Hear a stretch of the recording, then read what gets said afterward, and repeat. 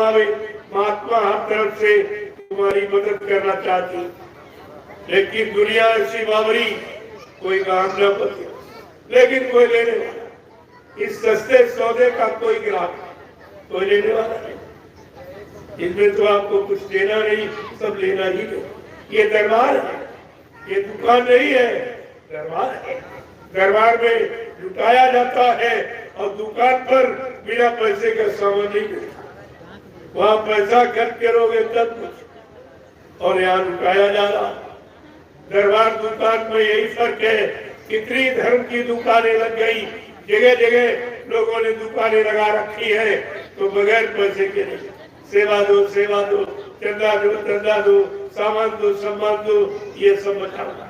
लेकिन कोई ये नहीं कहता ये लो, ये लो, ये ले जाओ, ये ले जाओ, ये ले जाओ, अपना काम बना लो, अपनी मुसीबत दूर कर लो।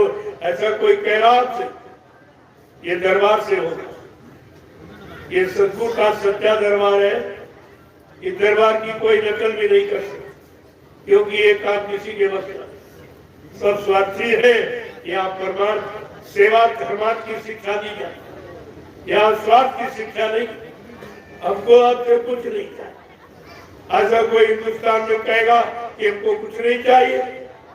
चाहे नेता हो, वो भी कहेगा हमको चंदा और नोट और वोट चाहिए, और महंगाई चाहिए, और टैक्स, जीएसटी, ये सब हमको चाहिए। और महात्मा क्या कह रहा? हमको धोती, रोटी लंगोटी चाहिए, दान दक्षिणा और रुपया पैसा, ये सब सामान चाहिए। लेकिन दरबार से क्या आवाज लग रही कि हमको कुछ नहीं चाहिए, हमें कुछ नहीं चाहिए। क्यों? चाह गई चिंता मिटी, मनुआ में परवाह, जिनको कछु न चाहिए वो सहन के साथ, वो बादशाहों के बादशाह, जिनको काल माया का कोई सामान नहीं चाहिए। यहाँ इस सामान की आवश्यकता नहीं है। और आपसे भी प्रार्थना की जा रही है, काल माया का सामान उतना मत रखो जो फंस जाओ, उतना रखो इतना। तो महात्मा ने क्या कहा? साईं इतना दीजिए जावे कुटुंब समाए, मैं भी भूखा न रहूं और साधु न भूखा जाए। बस इतना पर्याप्त आपको, न इसमें फंसोगे और न कोई काम तुम्हारा रुकेगा, सब काम। क्योंकि आप चाहे 1 करोड़ और 10 करोड़ 20 करोड़ जोड़ लो, एक पाई लेके नहीं जा सकते। चाहे 10 मकान बना डालो, 1 इंच जमीन लेके नहीं जा सकते।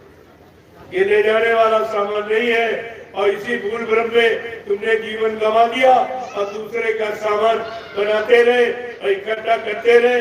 जब यहाँ से जीवन समाप्त हुआ, यहाँ से चले तो खाली आ। अब अफसोस हो रहा, अरे ये पहले ही आपको बताया जाए कि तुम खाली आए हो, माँ के पेट से नंगे और अकेले आए हो, और यहाँ से जब चलोगे जो सामान ये मिला वो सामान अपना रखवा लेगा जिसने दिया, और फिर नंगा करके तुम्हें भेज दिया, फिर तुम अकेले जाओगे। रोज देखते लेकिन समझ नहीं पा रहे। यह तुम्हारे जीवन का प्रैक्टिकल रोज हो रहा।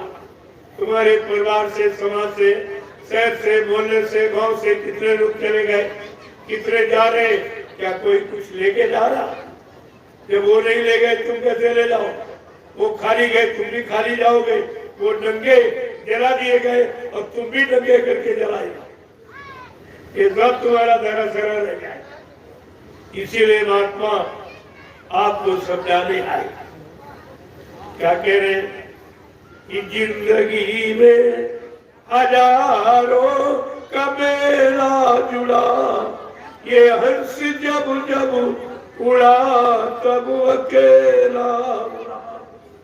न राज राजे रहे न कोई रानी रही, सिर्फ कहने को झूठी कहानी रही।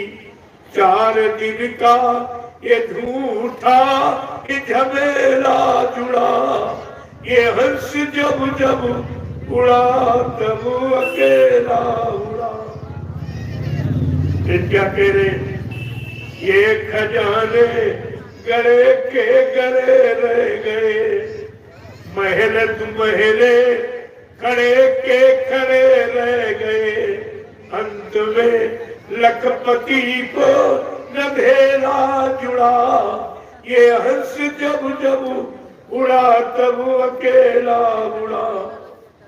इतनी देखो गहराई की बात। और सबके लिए, इसमें कोई एक जाति एक धर्म मजहब के लिए नहीं सकता, स्त्री पुरुष सब, क्योंकि ये हर सबका होना, अकेले सबको जाना, सामान सब छूट जाएगा। तुम्हारा जिसे समझा तुमने जीवन भर हमारा हमारा, वो तुम्हारा नहीं है, और न तुम्हारा रहेगा न तुम्हारे साथ जाएगा। लेकिन फिर भी नहीं समझ पा रहे बेचारे, इसी में जकड़े पड़े। उनके पास सुनने का भी समय नहीं कि चलो सुन के कुछ समझ ले, कुछ कर ले, कुछ चेत जाए, कुछ जाग जाए, कुछ अपने मानव जीवन का काम बना ले। इनके बुद्धि में कुछ तो कमाना खाना, कमाना खाना, कमाना खाना, कमाना खाना नहीं, मानव जन्म को गंवाना। ये कमाना खाना भूल है, गंवाना। ये जीवन को गंवा रहे हो, फिर ये मिलेगा नहीं। जो सोच रहे हैं अब की बार मिल गया फिर मिल जाएगा। इसीलिए संत महापुरुष पहले से इशारा करते कि कबहू के कारी करुणा नरी देही, और देतई से बिन हेतु सनेही। कभी कभी कर्मा निधान, कृपा दया मेहरबानी करके ये मानव अनमोल मंदिर हमें आपको दे। प्रेमियों, ये सच्चा मंदिर, अगर परमात्मा ने, खुदा ने ये मनुष्य मंदिर को न बनाया होता तो ये ईंट पत्थर वाला मंदिर, मस्जिद, गिरजा, गुरुद्वारे कौन बनाया? ये तो इसी ने बनाया, और ये भगवान ने बनाया, और वो इंसान ने बनाया। अब आप ये विचार करो कि भगवान अपने बारे में रहेगा कि तुम्हारे बारे में? तुम्हारे ईंट पत्थर वाले में कभी आया कोई पंडा पुजारी, कोई मुल्ला मौलवी, कोई गिरसी पादरी बता दे कि हमने देखा खुदा? मस्जिद में हमने खुदा को देखा, मंदिर में भगवान को देखा, चर्च में घाट को देखा, गुरुद्वारे में सच्चा सतगुरु देखा, कोई बता? ये मिलने के स्थान, ये उनके रहने के स्थान नहीं, ये यादगार स्थल।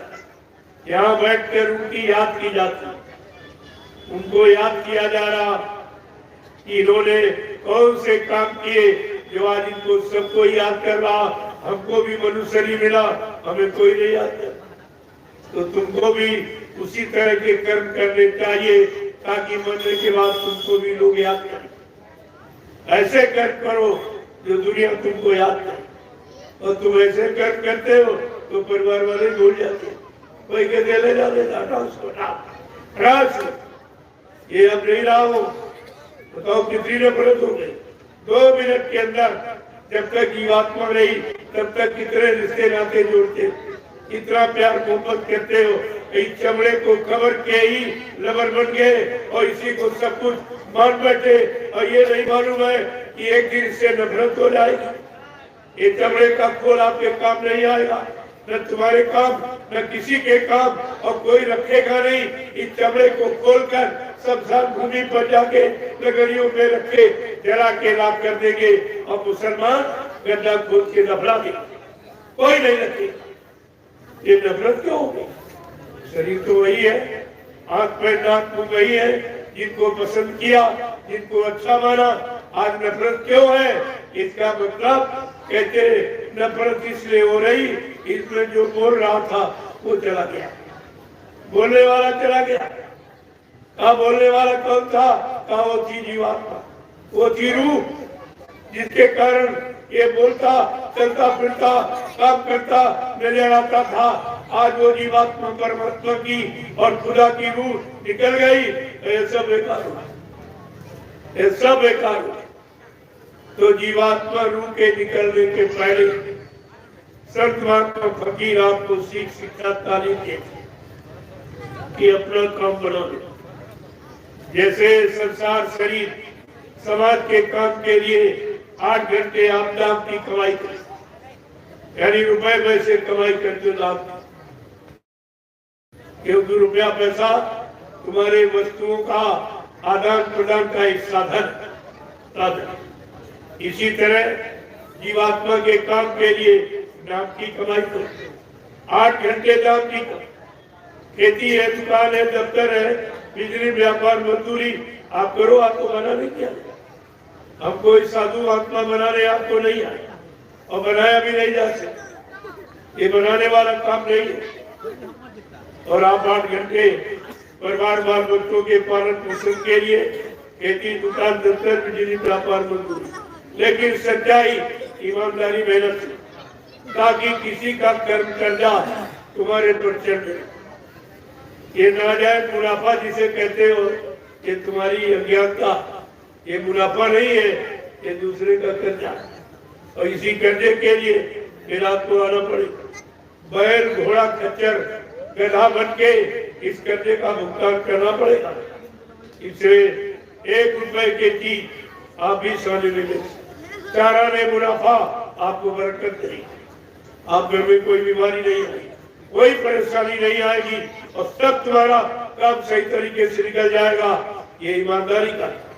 लेकिन तुम 1 रुपए का सामान 100 रुपए बेचते हो, बड़े खुश होते हो, कोई नहीं जान पाया, कोई नहीं समझ पाया, हमने इसको लूट लिया, हमने ठग लिया।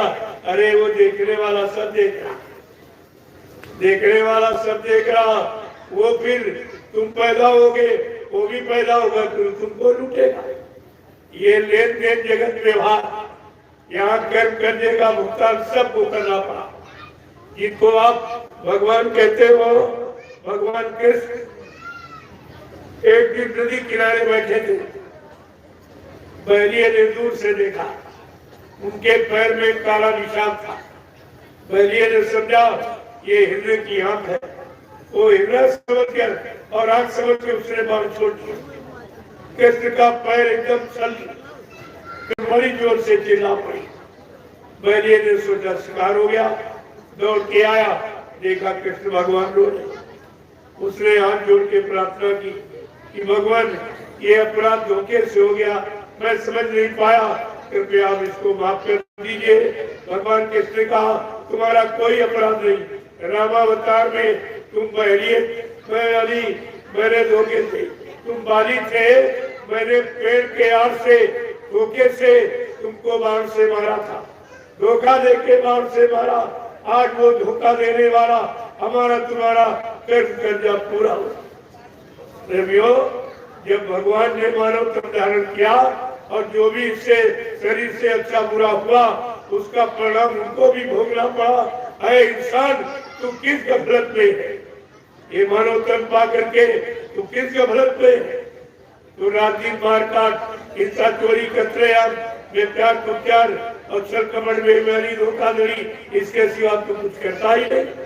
तो भूल गया कि हमको इन सबका बदला लेना पड़ा, इसीलिए ये जनसंख्या नहीं कम हुई, क्योंकि जो किया है उसको भोगने के लिए आपको आना पड़ा।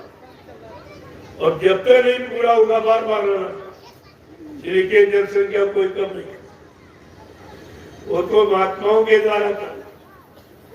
जब वो इनके कर्म करने का निपटारा कर दे तो दोबारा इनको मानव शरीर में ही आना पड़ेगा, तब ये जनसंख्या कम। ऐसे कोई नहीं कम कर सकता। और आपने देखा कि कितने यानी गर्भपात कराया, कितने मासूम बच्चों की हत्या करा दी, नसबंदी करा के तरह तरह से, लेकिन कोई जनसंख्या कम हुई तो और बढ़ती चली जा। तुम एक को मारोगे तो जुड़वा बच्चे पैदा होने, दो पैदा होने लगे, 3 पैदा हो जाएंगे। तुम क्या कर सकते हो? तुम कुदरत की बात को नहीं खत्म, उसके नियम कानून को आप फेल नहीं कर सकते। इसलिए अपने मानव कर्म को करो, तुम ईश्वर का ठेका मत लो, और परेशान हो जाओगे। और उसी परेशानी के लिए ये नाटक किया गया। कोरोना कुछ नहीं, ये जनसंख्या कम करने का इन्होंने फार्मूला निकाला और कितने लोग मर गए।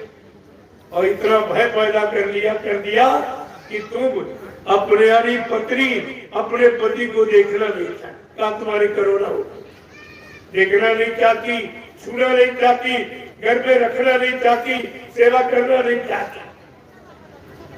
इतनी नफरत भाई भाई को नहीं देख रहा, पिता पुत्र में, ये सारे देश में नफरत, ये प्यार, प्रेम प्यार मोहब्बत समाप्त कर दिया सब। और सब लोग जब विश्वास कर लिए तो अपना व्यापार चला दिया।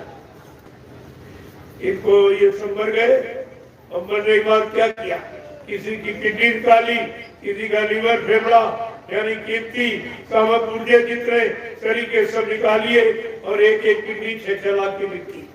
ये व्यापार हो गया। तुम ये रात समझी नहीं पाए, तुम्हारे शरीर से व्यापार, पहले तुमसे कमाया और धन लिया टैक्स में और महंगाई और जीएसटी में, और फिर आपके शरीर को भी बेच दिया। ये तुम्हारे कब होंगे जिनको तुम्हारे से कोई हमदर्दी नहीं, किसी भी तरह कोई हमदर्दी नहीं। ये बीमारी नहीं है, तुम्हारे पाप कर्मों की बरसात है। इसको बाबा जी सन 1980 से बराबर पूरे